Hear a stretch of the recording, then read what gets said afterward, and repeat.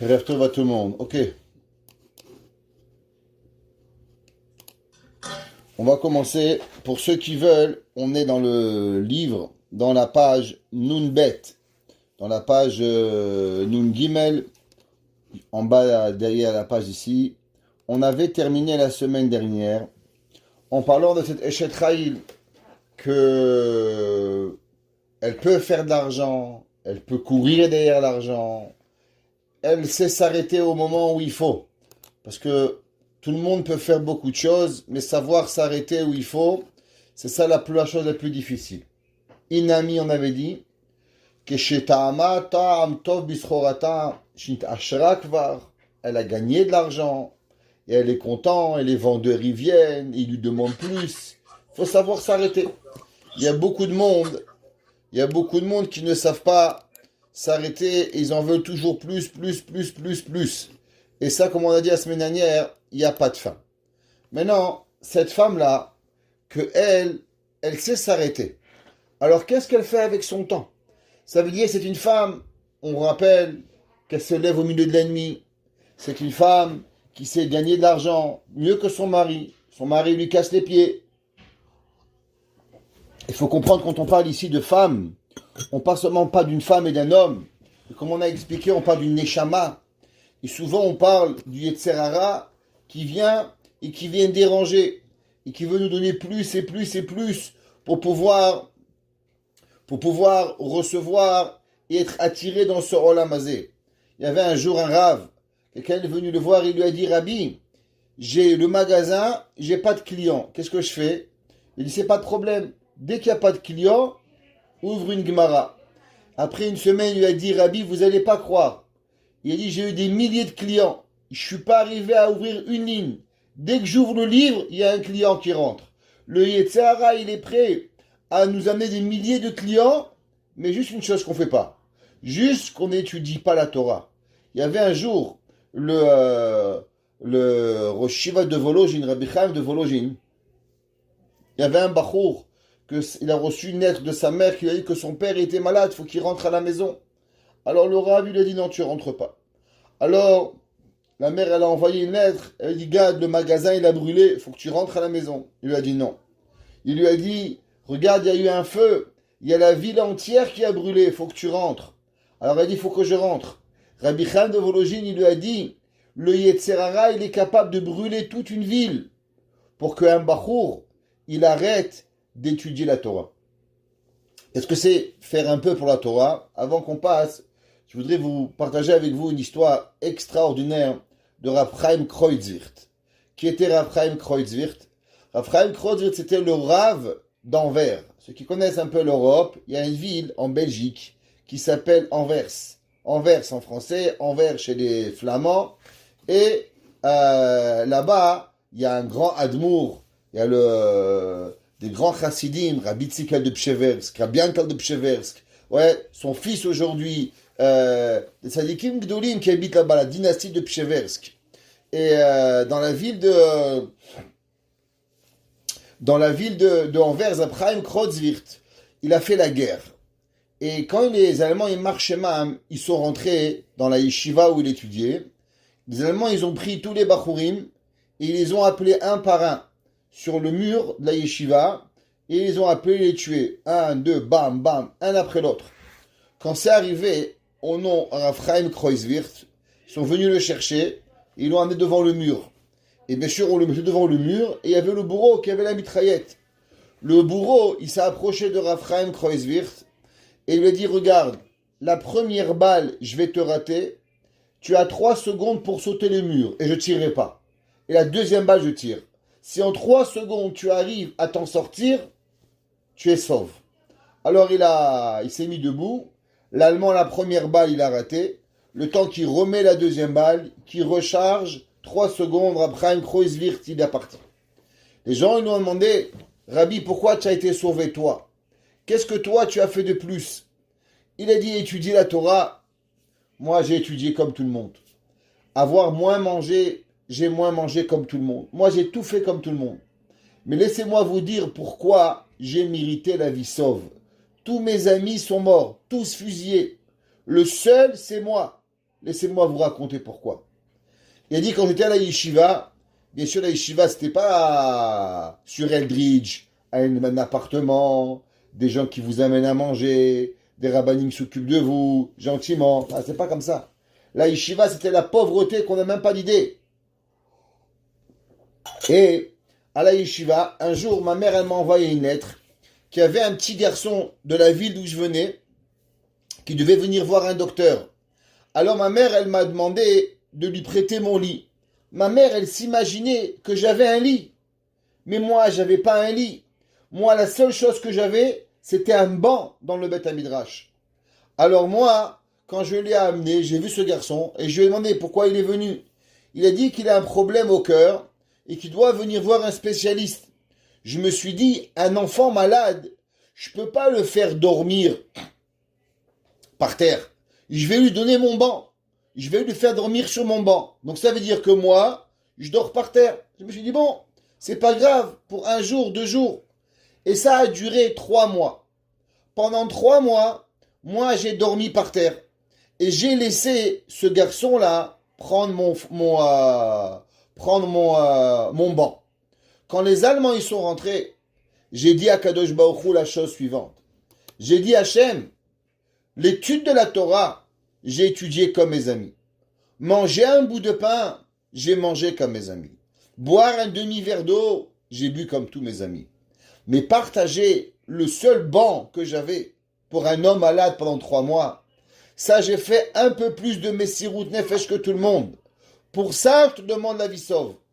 Et à ce moment-là, l'Allemand, il est venu me voir et il m'a sauvé la vie. Et c'est comme ça que Rav Chaim Kreuzwirth, qui était un génie de la Torah, il a pu survivre. Et c'est ça, des fois, faire un petit peu, un effort supplémentaire, une Messirut Nefesh. C'est ça que la Torah, elle demande pour pouvoir Behemet y arriver. Tout le Eshetraïl, on voit, il y a des gens, ils courent, encore $1, et encore $1, et encore $1, et à la fin, on perd tout. Rabbi Nachman de Breslev, il dit que le travail, il amène la personne à transgresser Avodah Zara, Gilou Yarayot et Shfichut Damim. Il dit pourquoi Avodah Zara? Il dit chez beaucoup de personnes, il y a un nouveau Dieu. In God we trust. C'est quoi? Le dollar. L'argent est devenu leur Dieu. On oublie la famille, on oublie les enfants, on oublie la femme, on oublie les parents, on oublie tout pour l'argent. Gilou Yarayot, parce que des fois, Rahmana Itzlan, on se trouve dans des situations où on peut être au Issou Yichud, on doit serrer la main à des femmes, on doit embrasser des hommes ou des femmes, Lo Aleinu Velo Alechem, ce qu'on n'aurait jamais pu penser faire en tant que fille ou homme juif, et on se trouve dans une situation pour la Parnassa, Rahmana Itzlan. La Gemara dans Masechet Chagiga, elle raconte qu'il y avait Rabbi Meir Baalanes, tout le monde y connaît Rabbi Meir Baalanes. Avec qui il était marié Rabbi Meir Baalanes? Il était marié avec la fille de Rabbi Hanania ben Teradion, qui était Rabbi Hanania ben Teradion, un des 10 martyrs. Il va être brûlé vif, lui, avec autour de lui un Sefer Torah, et pour qu'il souffre énormément, on avait entouré son corps et son cœur particulièrement de coton mouillé, de façon à ce que la chaleur le brûle, mais ne le consume pas. Et la Gemara nous dit que lui, pourquoi il a été puni? La Gemara dit à cause que malheureusement, quand il donnait cours de Torah, des fois il disait le nom de Kadosh Baruch Hu en public, ce qui était interdit. La Gemara dit à sa femme, elle a été punie d'être tuée. La Gemara a dit qu'est-ce qu'elle avait fait sa femme? La Gemara a dit parce que sa femme, elle aurait dû faire une remontrance à son mari. La Gemara dit de là on apprend que toute personne qui peut faire une remontrance à quelqu'un et qui le fait pas, eh ben il est puni sur la même faute. Si on voit quelqu'un qui vole, on essaye, on va lui dire, on va nommer la Shonara, on va devant lui faire un concours, quelque chose. On peut pas laisser les choses sans rien faire. On a vu la sparacha la semaine dernière avec Batia dans Parashat Shemot. Sa main elle est devenue grande. D'après le Midrash, 300 coudées, 600 coudées. Chachamim ils disent, pourquoi elle a levé la main Batia? Mais qui c'est qui? Qu'est-ce qu'elle pensait que Dieu va agrandir sa main? Comment c'est possible? Il dit Rav Chaim Shmulevitz, c'est sûr qu'elle pensait pas pour une seconde que la main allait grandir. Mais Batia, elle a dit, on peut pas rien faire. On voit un bébé qui meurt, on doit lever la main. À quoi ça va servir? Rien. Mais une chose qui est sûre, c'est que moi, je peux pas être insensible à la douleur de quelqu'un. Quand quelqu'un, il souffre, il faut que je lève la main. Et qu'est-ce qui va arriver? Il va rien arriver. Mais au moins, je vais pas regretter. Mon cœur, il devient pas dur. Akadosh Baruch Hu, il a vu qu'elle a levé la main. Il a grandi la main. C'était dans mon cours. Il y a 3 ans, on avait raconté une histoire de Abraham Kanievski.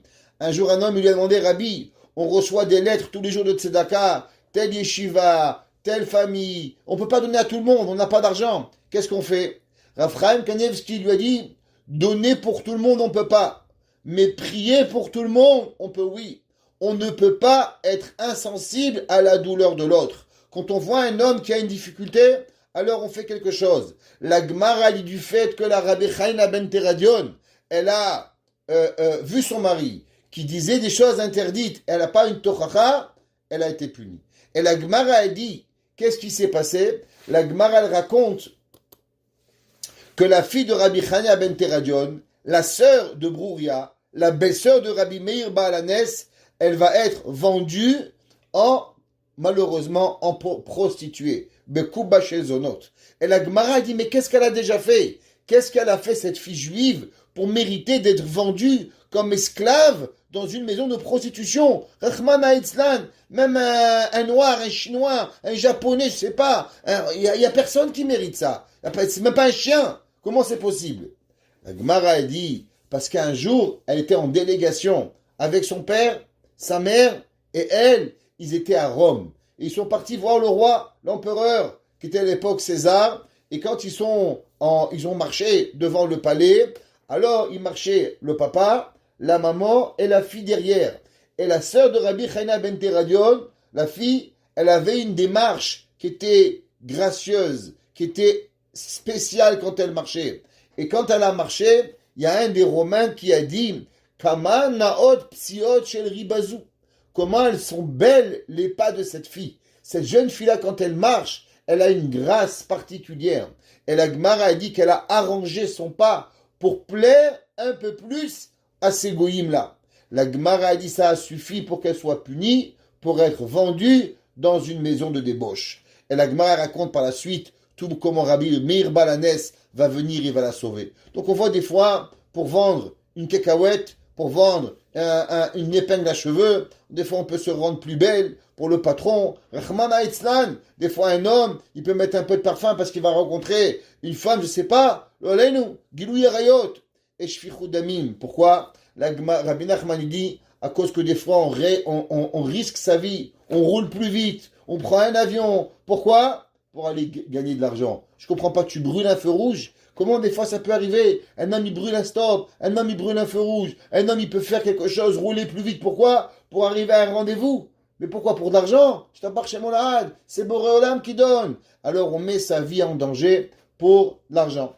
Et c'est pour ça que savoir s'arrêter, savoir réfléchir, qu'est-ce qui arrive, alors ça c'est une grandeur extraordinaire qu'on peut avoir. Combien on connaît nos hachamim, énormément dans le Moyen-Orient, au Maroc, en Tunisie, en Afrique du Nord, où les rabbanim sfaradim travaillaient pour subvenir à leur vie. Et beaucoup d'entre eux refusaient la rabbanout, et ils avaient des petits magasins. Et tous ces rabbanim-là, c'était connu. Parmi leurs grandeurs qu'on raconte, chez tous ces chachamim, ils avaient un montant qu'ils devaient gagner par jour. Exemple, ils devaient gagner 2 francs, 3 francs à l'époque. Et dès qu'ils les gagnaient, ils fermaient le magasin, ils allaient à la maison. Et les clients venaient, c'est fini. J'ai vendu mon quota journalier, alors ils rentraient à la maison. Le Shulchan Aruch, il ramène et il dit, halakha, qu'à l'époque, il y avait des marchés où on vendait les carottes et les tomates. Aujourd'hui, même ça, c'est Amazon qui vend. Mais il y avait un jour, il y avait un marché. Je ne sais pas si vous vous rappelez, mais il y avait un marché. Alors, le Shulchan Aruch, il dit, qu'est-ce qui se passe s'il y a un chacham, un rabbin, qui vend des carottes? Le premier qui doit vendre les carottes, c'est le rabbin. Et on n'a pas le droit de vendre des carottes tant qu'il a toutes ces carottes vendues. Pourquoi? Pour qu'il puisse vite terminer et repartir à la yeshiva. Il y avait un moussag de savoir s'arrêter. Aujourd'hui, ce moussag, on veut encore, et encore, et encore, et encore, et on ne sait pas s'arrêter. Et ça, c'est dans toute la vie. Dans ce qu'on a, on a une paire de chaussures. À l'époque, Quand on était petit, on avait deux paires de chaussures. Shabbat et Chol. Aujourd'hui, on a Shabbat, Chol, fiançailles, hiver, bottes, demi-bottes, quart de bottes, bottes hautes, bottes longues. On a Blaïnara et on ne sait pas s'arrêter. Et on achète et on rachète et on rachète. Pourquoi? Parce que on a cette mida de midat haïstapkout, de savoir s'arrêter à la part. Et cette neshama, elle sait béhémet, elle sait s'arrêter et c'est l'échec trahi. Je veux juste dire quelque chose. D'où ça provient, béhémet, cette mida de toujours vouloir plus. Alors il faut savoir que dans tout dans la vie, il y a un shoresh neshama. Il y a un shoresh qui provient, toutes les midotes, même les plus grandes et mauvaises midotes, elles proviennent du shoresh neshama. Elle provient de la source d'un neshama. Vous savez, la neshama, elle n'a pas de limite. La neshama, elle peut s'approcher de Akadosh Baruch Hu à un niveau qu'on n'a même pas d'idée. Elle peut grandir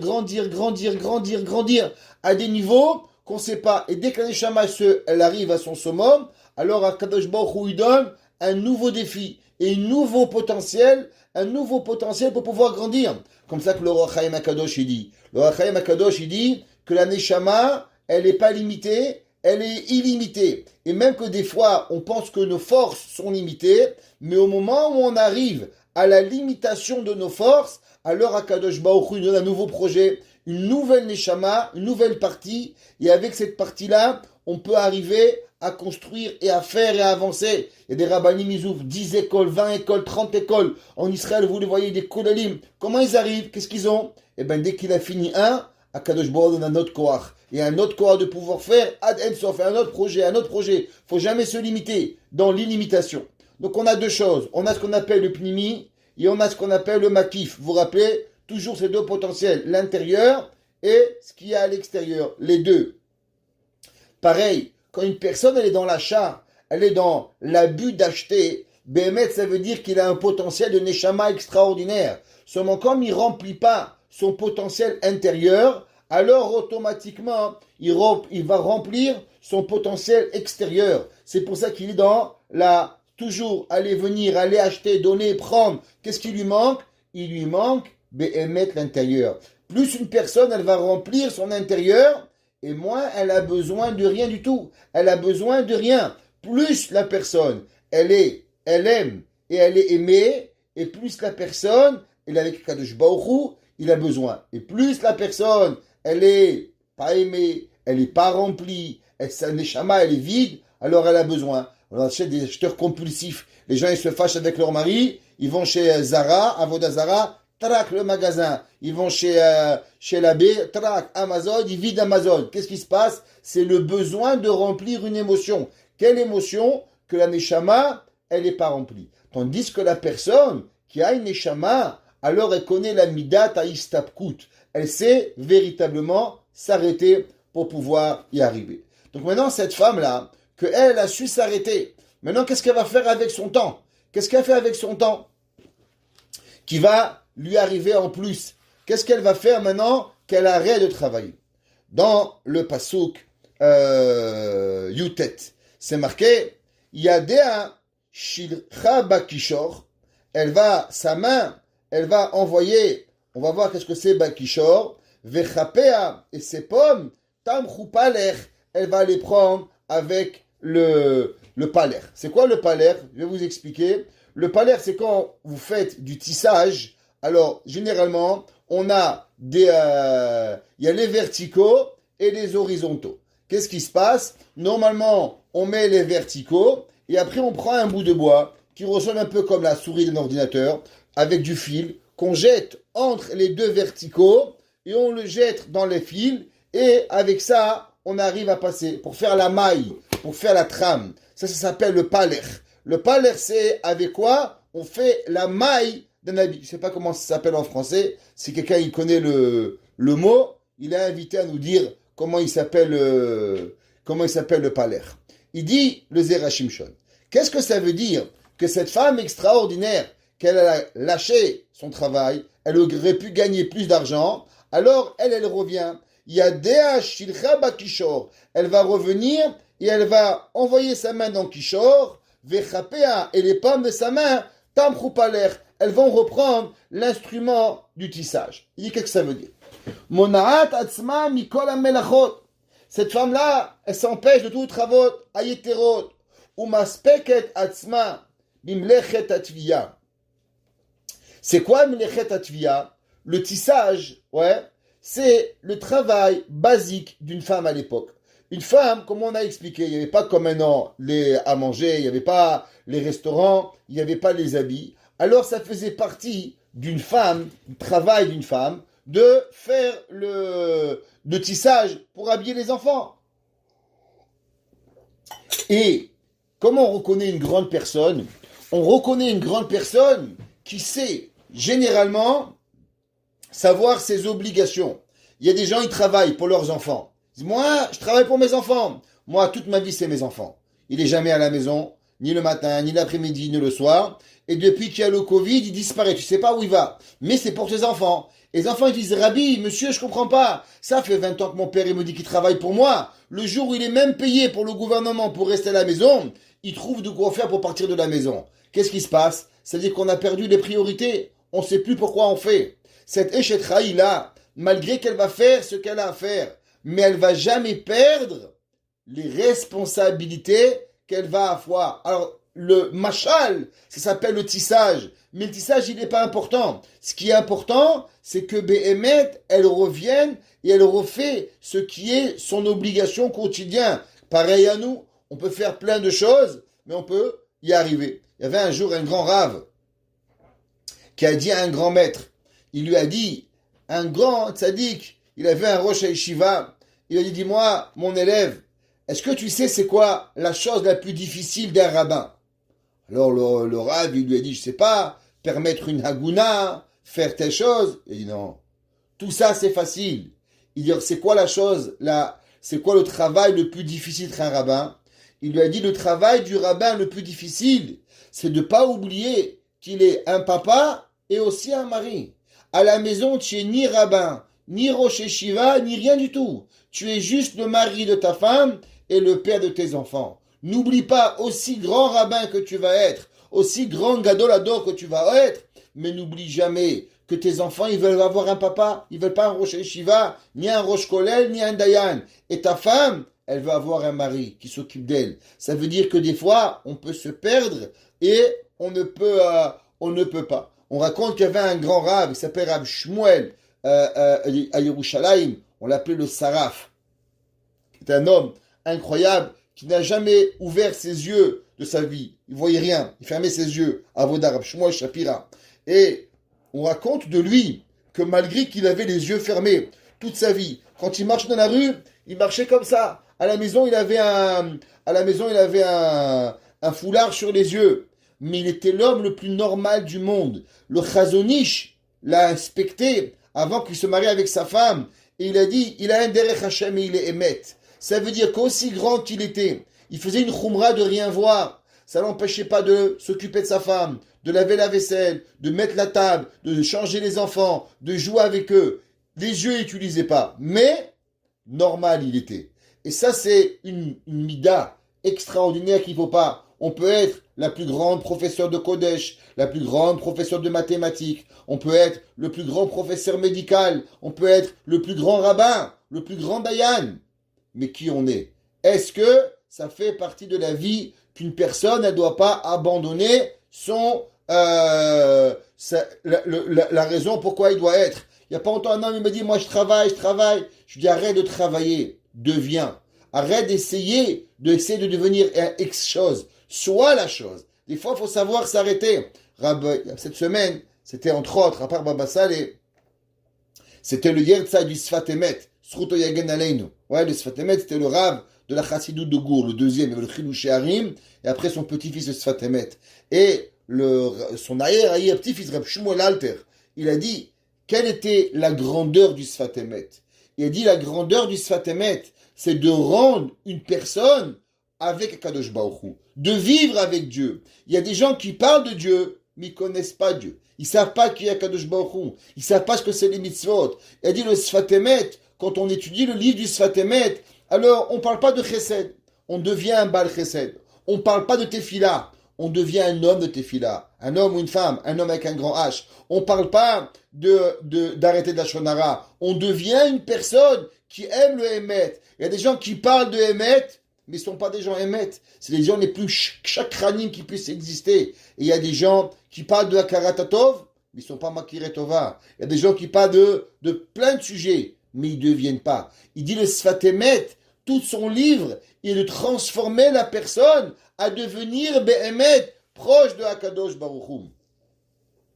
Et pourquoi cette femme, elle revient à sa base? À ce que la Gemara a dit. La Gemara a dit Shimu mevi de batala, batala mevi de avera. On sait qu'une personne qui ne fait rien, alors automatiquement, qu'est-ce qu'elle a? Elle peut arriver malheureusement à avoir des pensées Rahman Haitzlan négatives et de avera Rahman Haitzlan. Et quelle avera? Eh bien, ça peut arriver qu'on trompe son mari, on trompe sa femme, ce qu'on appelle les mauvais penchants, ce qu'on appelle zima. Zima, Melachon, Znout, qui sont tous les rapports interdits. Cette femme, la tzadeket, elle a fait un travail inhumain.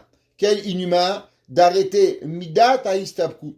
Pour ceux qui se rappellent, qu'on a étudié un jour ce livre extraordinaire, le Messilat Yesharim, ceux qui se rappellent un petit peu, alors ils ont appris qu'il y avait une seule chose qu'il fallait apprendre. Un mot. Itbonenut, réflexion. Ceux qui ont appris avec moi, ils ont entendu Itbonenut, Itbonenut, Itbonenut. Si on vous avait appris un mot, Itbonenut, pendant 2 ans, ça vous a drillé dans le cerveau, alors on a appris quelque chose. Un mot, ça vaut la peine.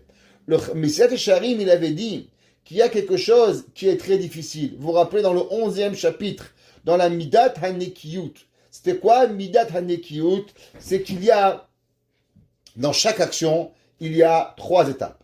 Il y a l'avant, il y a l'action et il y a l'après. Ce sont les 3 étapes généralement. Achana, mitzvah, idur. Toujours les 3 étapes. Avant la mitzvah et l'après mitzvah. Exemple. Quelqu'un, il vient et te demande, donne la tzedaka. Alors, je donne ou je donne pas. Ça c'est la première chose, la première étape. La décision de donner, la volonté que tu vas donner. Et rappelez-vous de ça parce qu'on va parler après. La deuxième, c'est l'action. Et la troisième, c'est qu'est-ce que tu fais après que tu as donné. Beaucoup de personnes, ils peuvent gagner le premier tzerara qui est de donner. La volonté. Après, ils donnent. Mais où est-ce qu'ils perdent? Ils perdent dans le tzerara. Ils ont la gava. Ils disent tout le monde, ah, moi, j'ai donné à la yeshiva. J'ai donné au collège. J'ai donné à la synagogue. J'ai donné. Et qu'est-ce qu'il a fait? Il a tout perdu. Il a gagné le premier Yetzirara. Il a gagné le deuxième Yetzirara. Mais au 3e Yetzirara, il n'a pas. Et le Messilat Yesharim, si vous vous rappelez, dit que très souvent, qu'est-ce qui se passe? Quand on a gagné le premier et le deuxième, on oublie qu'il y a un 3e. Et après, on va tomber. Regardez, on va prendre le cas de Covid. Des gens, ils ont fait attention. La première vague. Ils ont fait attention à la deuxième vague. Ils ont pris le vaccin.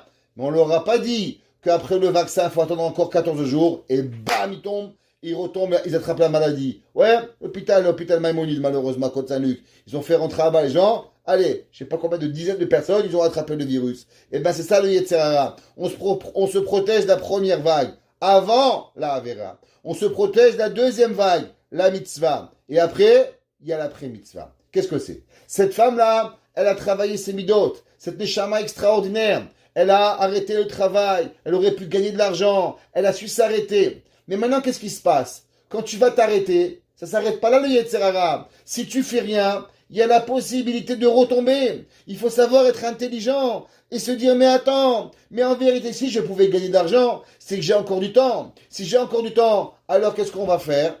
Il y a des gens, ils n'ont jamais le temps pour rien. Ils n'ont jamais le temps pour étudier, ils n'ont jamais le temps pour prier, ils n'ont jamais le temps de rien. C'est des gens qui sont toujours occupés. Je ne sais pas qu'est-ce qu'ils font. Comme il y avait un jour Bill Gates, il a dit, si je veux donner quelque chose à faire, il faut que je le donne aux gens occupés. Parce que les gens qui ne sont pas occupés, ils n'ont jamais le temps de rien faire. Jamais d'arriver. Rabbi Nachman de Breslev, il dit, au passage, que la Gemara, il dit, qu'une des questions qu'on demande à Kadosh Baruch Hu dans Olam Haba, c'est Kavata etim la Torah. Alors, en traduction littérale, est-ce que tu as fixé un temps de Torah, comme nous? Pas seulement d'étudier, chaque semaine, un cours à 9h, un mardi, mercredi, jeudi, pas important. Chaque temps, chaque soir, avec un cours kavua. C'est pas aléatoire. Un coup c'est midi, un coup c'est 4 heures, un coup c'est 3 heures. Ça c'est bien, ça rattrape le temps. Mais Béhémet, c'est pas ça la Torah. La Torah, c'est avoir un temps. J'ai un ami à moi, j'espère qu'il est encore en vie. Aujourd'hui, il doit être vieux. Il étudie Dafayomi. Je le connais depuis 1990, 91, même, quand je me rappelle la première fois que je l'ai vu, il apprenait Dafayomi. Mais il faisait pas seulement Dafayomi. Il faisait Dafayomi à une heure spéciale. Il lui apprenait Dafayomi à 5 heures du soir. Il pouvait être dans l'autoroute pour aller à New York. Il avait ses enfants à New York. Il arrêtait la voiture. 5 heures, c'est d'apprendre Dafayomi. 5 heures à 6 heures. Tu montes, tu descends. Il n'y a pas Dafayomi. Il y avait le temps. C'était toujours le temps qui n'était pas Mincha Maré. Je ne me rappelle pas c'était quand le temps exact. Et été comme hiver à la même heure. Ce qu'on appelle Kavata. Il dit Rabbi Nachman de Breslev, qu'est-ce que les gens ils vont dire à Dieu quand ils vont arriver au ciel? T'as étudié? Elle dit, j'avais pas le temps. Je me demande si j'ai étudié la Torah, mais j'avais pas le temps, j'étais occupé. Il dit Rabbi Nachman, tu as pas compris. C'est marqué dans Malachi, dans le dernier des prophètes. Là-bas, le prophète, il dit que les gens, ils ont volé. Ouais. Et comment il parle du mot voler? Il dit le mot keva. Kavani. Keva, ça veut dire voler. Il dit à Kadosh Baruch Hu, il ne te demande pas si tu as le temps d'étudier. Dieu te demande, est-ce que tu as volé le temps pour étudier? Parce que la Torah, elle s'achète avec du volage du temps. Il y avait un jour 2 amis. Il y avait un qui fumait pas. Et tous les heures, ils sortaient taper une clope, prendre un café, revenaient. Ça prenait 5 minutes. Donc le deuxième, qu'est-ce qu'il faisait? Il tournait, il parlait, dans sa chavruta. Un jour, il s'est dit, mon copain, tous les jours, il sort 5 minutes. Chaque jour, 5 plus 5, 3 cigarettes au moins par jour, des fois 4, ça fait 20 minutes. Pourquoi je ne prends pas quelque chose? Il a pris un petit livre de Mishnah. Et il a commencé. Chaque fois que l'autre il sort, une Mishnah, 2 Mishnah. Au bout de 2 ans, il arrive, le copain, il dit, je fais Siyum de Masechet de chasse Mishnah. Il dit, quand tu étudies la Mishnah, je t'ai jamais vu. C'est ça. Le temps que toi, tu allais fumer tes cigarettes, moi, j'ai appris le chasse Mishnah. Ça, c'est apprendre, savoir qu'il y a autre chose. Alors maintenant, cette femme-là, elle a gagné. Elle n'est pas allée au travail. Mais malheureusement, le Yetzer Hara, il peut venir. Et qu'est-ce qu'il peut faire? Il peut venir être et la frapper. Ça veut dire que des fois, on parle d'une femme tzadékette, elle a travaillé, elle a payé l'argent, elle a son mari, il a cassé la tête, elle lui a tout fait. Elle est une nishama extraordinaire. Et à la dernière seconde, si elle ne fait pas attention, dans quoi on a peur? On a peur qu'elle fait de l'adultère. Mais tu es malade ou quoi? Tu es un obsédé? Non. C'est ça le Yetzer Hara. Le Yetzer Hara, des fois, il est prêt à te donner un tikkun chatzot, shacharit, étudier, prier, tout, pour que le soir à la fin tu fais une avéra. Et ça, c'est ça que la Torah elle te dit, que cette femme-là, elle a su surmonter tout le Yetzer Hara. Mais qu'est-ce qu'elle va faire à la fin? Tu crois qu'elle ne connaît pas qu'il y a un autre Yetzer Hara, que le Yetzer Hara il peut être tellement fort et il peut l'attraper? Alors il y a des Hashilcha Bakishor. Elle revient, elle sait que l'ennui il est mauvais et elle va faire ses obligations pour s'assurer de ne pas, chas v'shalom, tomber. Pourquoi? Chez Habatala Mevia Lidezima. À cause que l'ennui, il peut apporter à tout. Veze Hashod Shel Bakishor. Qu'est-ce que ça veut dire le mot Bakishor? Ouais. Alors, le Kishor, normalement, ouais, c'est comme on a expliqué dans le tissage, ouais, il y a principalement 2 grands outils. Il y a un bout de bois en haut, un bout de bois en bas, et ce peler. Pourquoi le bout de bois en haut et en bas? C'est avec quoi on fait les horizontaux, et après on a le peler, avec quoi on passe le fil au milieu pour trahir la malle à la verticale, à l'horizontale, pardon, et on a un autre morceau avec quoi on abaisse pour serrer les mailles. Et plus on travaille, alors des fois on le passe entre les lignes, des fois on le passe directement, et avec ça on fait la maille. Alors l'outil du tissage, il s'appelle Kishor. C'est la table à tissage, elle s'appelle Kishor. Maintenant, pourquoi Shlomo HaMelech, ouais, il a employé ce mot Kishor? Il avait qu'à dire cette femme-là, Yadea Shalcha Batvia, elle a envoyé sa main dans le tissage. Qu'est-ce qu'on s'en fout? Est-ce qu'elle a attrapé l'outil ou elle n'a pas attrapé l'outil? C'est quoi l'intérêt qu'on a à prendre? Il dit Shlomo HaMelech que quelle est la racine? Il dit Zerachimshon, quelle est la racine du mot kishor? La racine du mot kishor, c'est kasher. Que veut dire le mot kasher? Alors kasher peut dire bien, bon, ouais, mais le mot kasher veut dire un autre mot aussi. Il vient du mot hersher. Que veut dire le mot hersher? Le mot hersher veut dire préparation. Ça veut dire que dans la vie, ceux qui savent, on a aussi appris souvent dans beaucoup de cours, que le principal des mitzvot, c'est pas seulement de faire la mitzvah, c'est pas seulement d'accepter de faire la mitzvah, mais c'est aussi de se préparer à faire la mitzvah. Comme on a parlé souvent, par exemple, de l'allumage des bougies de Shabbat. On peut sortir de la douche avec un termicha sur la tête et dire, ah, les bougies de Shabbat, on les allume, ouais, et on a l'air d'un saint en train d'allumer les minérotes, ou bien on est préparé à l'avance. On est là, on est habillé, on a rapporté, avoir nos bijoux sur nous. Pareil, pour la tefila, on peut être en babouche, en train de prier, ou bien on met un costume, on met un chapeau. Achi nikrat elokecha Israël. Prépare-toi devant ton Dieu Israël. Ça fait partie de la mitzvah de se préparer à faire des choses. Et on a parlé souvent en disant plus on mettait l'accent sur la préparation, et plus on était capable d'arriver à la mitzvah qui est correcte. Ça veut dire que pour la mitzvah, pour faire la mitzvah, ce qui est important, c'est d'arriver à se préparer correctement. Exemple, vous voulez avoir une belle souka, eh ben, faut la préparer. Faut arriver, mettre le srar, mettre le mur, mettre le srar, mettre les décorations. Plus on va préparer la souka, mettre des lumières, mettre un chauffage, s'il faut. Alors à Soukot, vous aurez une souka. Mais si vous faites à la balala, eh ben, vous aurez une souka à la balala. Si vous préparez pas un bon repas vendredi, eh ben, vous pourrez pas manger Shabbat. Pourquoi? Parce que Shabbat, on ne peut pas cuisiner. Tout est dans la préparation de la chose. Alors, le mot hersher vient du mot préparer. Il dit, Vezea lashon yadea shircha bakishor. Cette femme, qu'est-ce qu'elle fait? Elle envoie sa main et elle prépare chacun de ces mouvements, chacun de ce qui arrive pour pouvoir être prêt toujours dans une mitzvah. Yadea shircha. Ses mains, elle les envoie bakishor. Kishor, c'est dans les préparations. Rappelez-vous l'histoire qu'on avait rapportée. On avait rapporté une histoire au nom de Rav Shimshon Pinkus. Un jour, le Rav Shimshon Pinkus, il parlait avec son Rav. Et quand il parlait avec son Rav, il y avait une poignée de porte. Il touchait la poignée. Le Rav lui a dit, arrête. 2 secondes plus tard, il a touché la poignée. Le Rav lui a dit, pourquoi tu es Mechalel Shabbat? Il a dit, mais Rabbi, on est mardi. On n'est pas Shabbat. Il dit, mais je ne comprends pas. Si un homme, il ne sait pas bouger les mains, pas toucher ce qui lui appartient pas, je lui dis, arrête. Tu n'es pas capable d'arrêter. Ça veut dire que tu vas avoir du mouktsé. Alors tu vas pas pouvoir être Shomer Shabbat. Un homme qui ne sait pas s'arrêter ses mains, alors Shabbat est tout ce qu'il faut. Un juif, la semaine entière, il fait attention. On touche pas ce qui est pas à nous.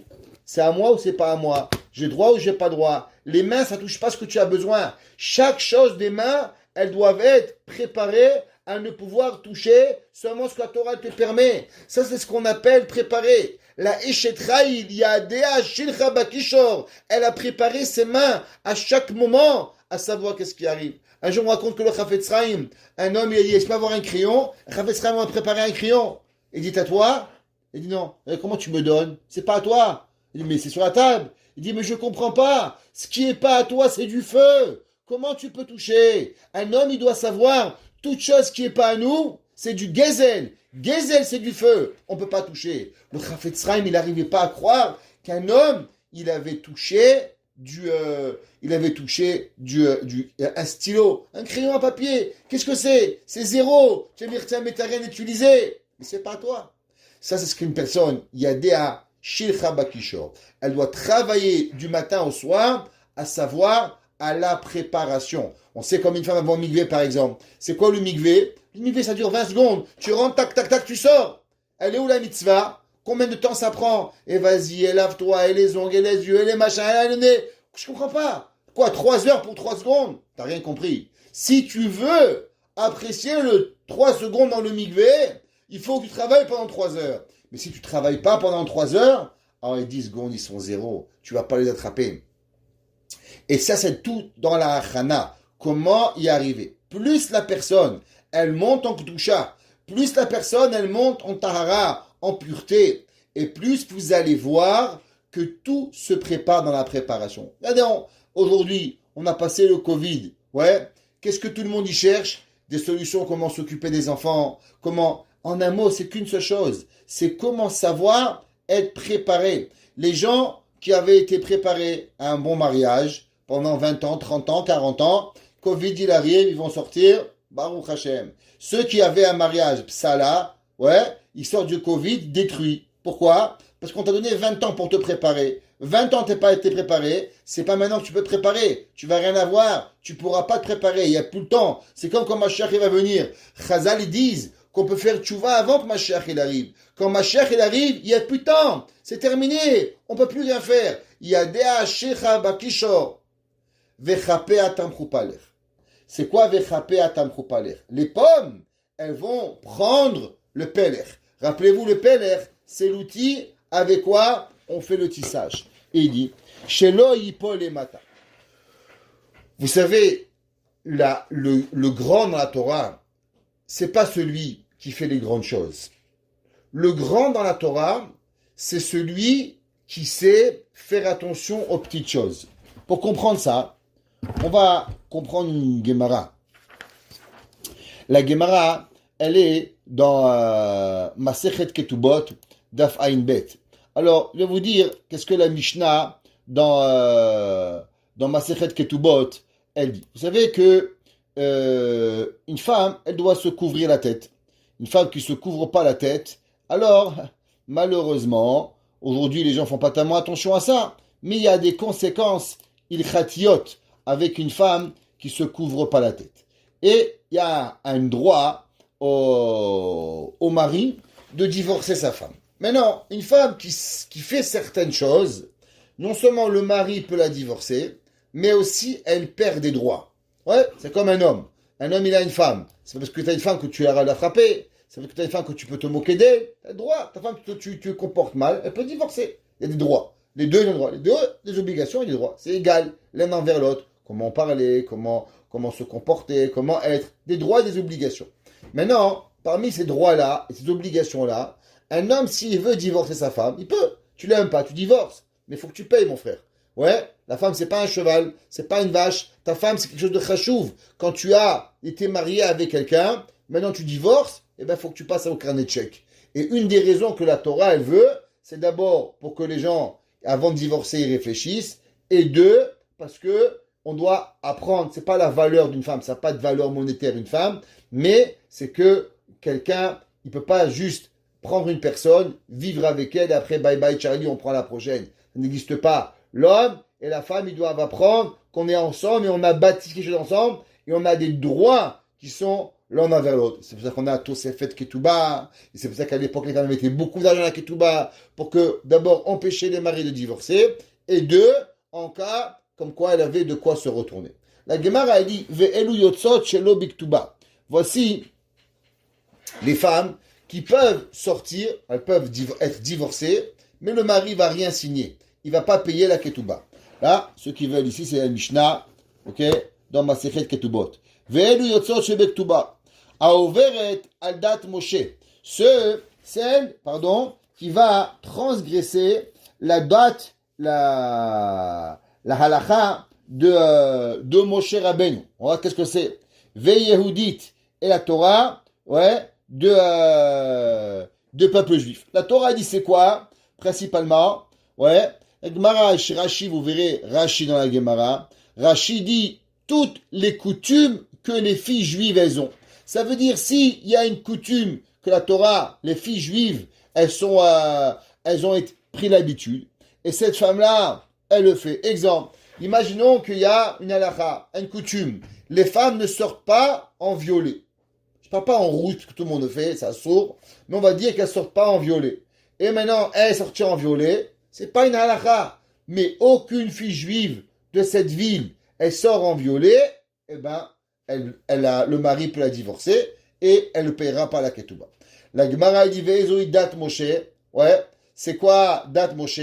Ma'achilato sheno meusa. La Gemara dit, par exemple, c'est quelqu'un qu'elle va, à l'époque, on devait donner la dîme. Donc on achetait 1 kilo de fruits, par exemple, ou on avait planté des fruits à la maison, on devait donner le maaser, on devait donner au Kohen, on devait donner au Hani. Il y avait différentes dîmes qu'on devait donner. Et cette femme-là, elle a nourri son mari lui a donné de l'argent, elle est partie au marché, elle a acheté à manger et elle n'a pas prélevé le dîme. Cette femme-là, le mari, il peut la divorcer sans ketouba. Ou Meshamshon Nida, qu'est-ce qu'elle fait? Elle va avec son mari et elle lui fait croire qu'elle va au mikvé, elle ne va pas au mikvé. Et le mari, à cause de elle, a été hayav karet.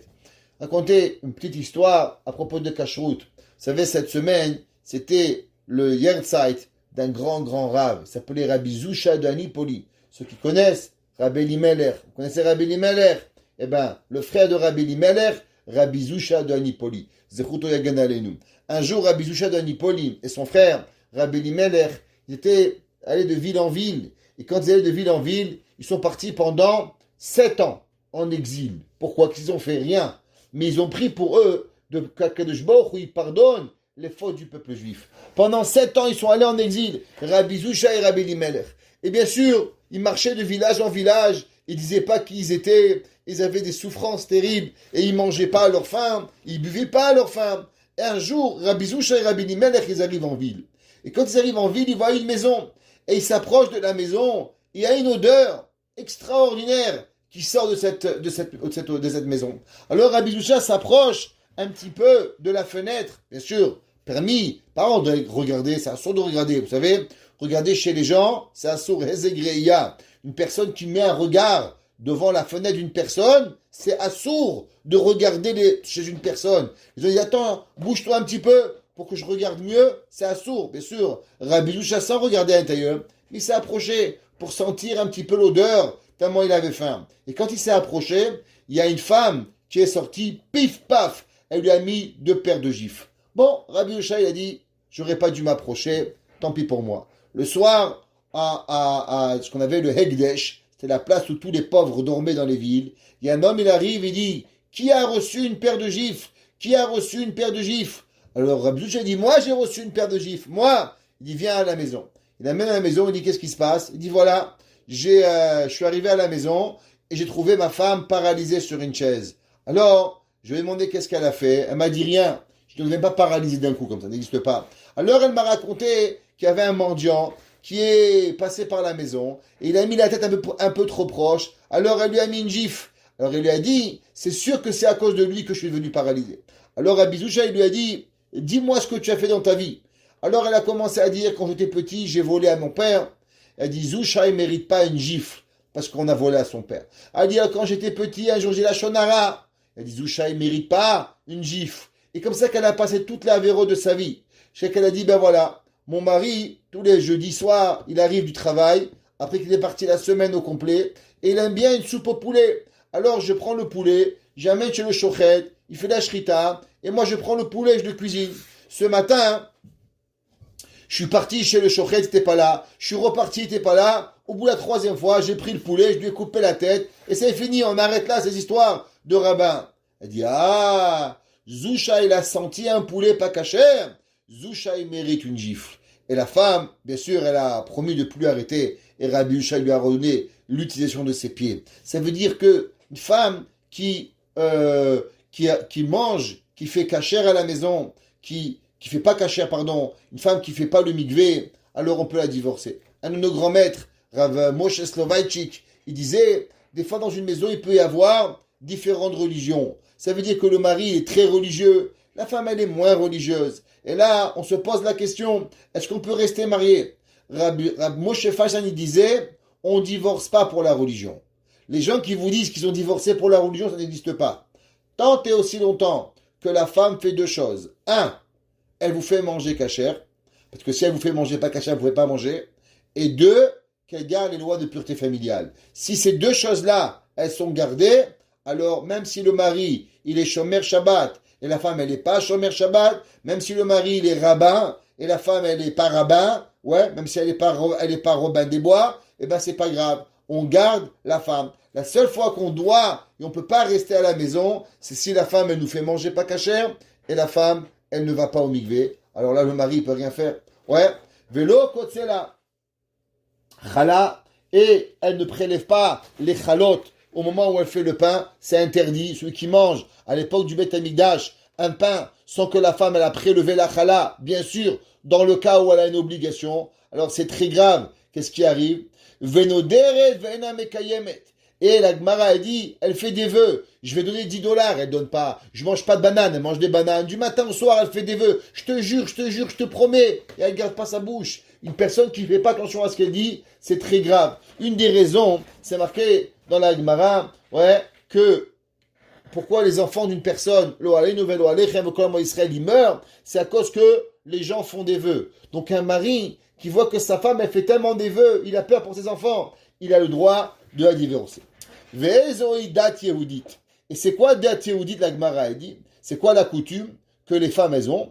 La Gemara dit yotza verosha parua, une femme qui sort et la tête, elle est découverte. Ça veut dire qu'on sait que la Torah nous dit que la tête couverte, c'est la beauté de la femme. On va rentrer pas maintenant, mais la Torah te dit que cette beauté extraordinaire, elle n'appartient qu'au mari. Le mari, c'est le seul qui a le droit de profiter de cette beauté. Akadosh Baruch lui a donné à la femme un cadeau qui s'appelle ses cheveux, qui sont la beauté qui est le plus extraordinaire d'une femme. Une femme, elle te dit, moi, je te mets 10 perruques, je te mets 10 collants, si tu veux. Je m'habille en 72, si tu as envie.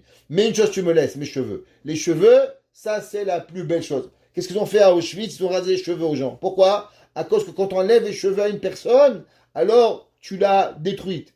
La Torah ne demande pas de détruite. La Torah demande que tu sois belle si tu as envie. C'est pas ça. Mais cette beauté particulière, il faut la couvrir. Alors, une femme qui sort dehors sans perruque, la Torah a dit que malheureusement, elle, le mari, peut la divorcer sans payer la ketouba. Et la Gemara a dit Tova Bashuk. C'est quoi Tova Bashuk? La Gemara a dit, on va voir, qu'elle va tisser dans la rue. Et la Gemara a dit Medaberet Imkol Adam. Et la Gemara a dit qu'elle parle avec tous les hommes.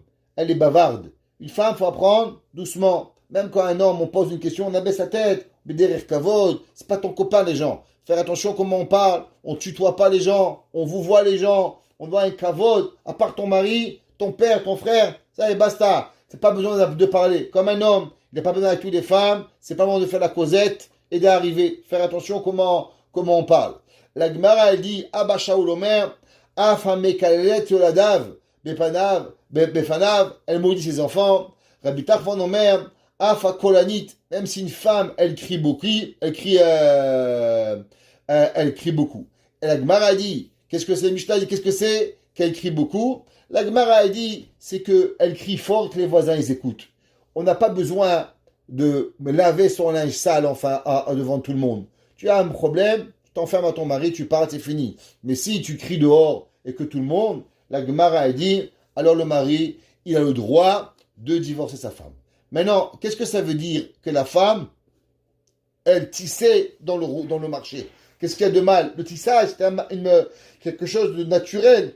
Qu'est-ce qu'il y a? La Gemara elle demande, ici, pour ceux qui veulent, Vetova Bashuk. Et cette femme-là, elle va tisser dans la rue. La Gemara dit Amar Rabiuda Amar Shmuel. Il dit Rabiuda Amar Shmuel. Qui était Rabiuda? Jusque vous comprenez? Il était la deuxième génération des Tanaïm, des Amoraïm, pardon. Les Amoraïm, le premier Amora, la première famille, si on pourrait dire, époque des Amoraïm, c'était Rav et Shmuel, Lévi. Ça, c'était la première. La deuxième, c'est Rav Yehuda. Rav Yehuda était l'élève de Rav, du grand maître Rav. On l'appelait Rav, et son nom, il s'appelait Abba. C'est son nom Abba, mais on l'appelait Rav, c'est le grand maître. Comme ça que toi, tu dis que son nom s'appelait Abba. Alors, Rav, et quand Rav Yehuda, son maître Rav est décédé, il est devenu l'élève de Shmuel. Donc des fois on dit Amar Rabbi Yehuda Amar Rav, ou des fois on dit Amar Rabbi Yehuda Amar Shmuel. Les deux grands maîtres du Talmud, Rav et Shmuel. Il a dit Rabbi Yehuda Amar Shmuel, Bemare Zerotea Libne Adam. Il dit quand tu vas et tu fais le tissage, alors tu envoies la main. Et des fois, ces femmes-là, qu'est-ce qu'elles avaient? À cause qu'elles bougeaient, alors les coudes, ils étaient dépassés. Comme ils faisaient montrer leurs coudes aux gens dans la rue, alors c'est pour ça que le mari il avait le droit de divorcer. Une femme qui fait pas attention à Tseniout, alors le mari, il n'est pas obligé de rester avec cette femme-là. Une femme, tu veux tisser, c'est à la maison. Il y a des choses qui appartiennent pas à la rue. On fait pas attention, on peut faire plein de choses. Tout, on peut pas faire, on peut tout faire d'après la Torah. Mais tout à un moment.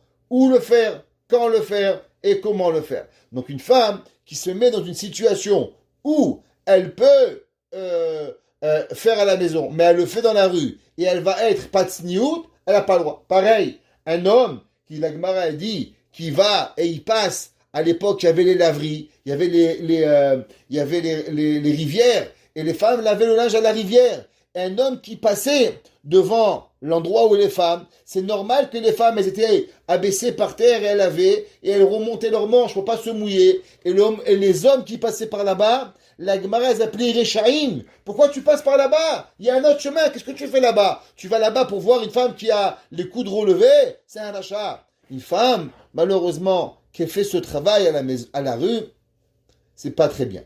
La Gemara a dit plus que ça. Amar Rav Chizda. Rav Chizda, c'était une génération après. Amar Rav Chizda. Amar Abimi. Betova vered keneged panea. Elle dit, qu'est-ce que c'est? Principalement, c'était des femmes pour attirer l'attention. Elles faisaient tomber le peler devant eux et il était avec un fil rouge. De façon que quand ça tombe, ça fait du bruit. Quand ça fait du bruit, ça attire l'attention. Et les hommes, ils regardaient la femme. Et d'où elle faisait tomber? Devant elle. Et alors les hommes les regardaient, malheureusement, dans une situation qui n'était pas correcte.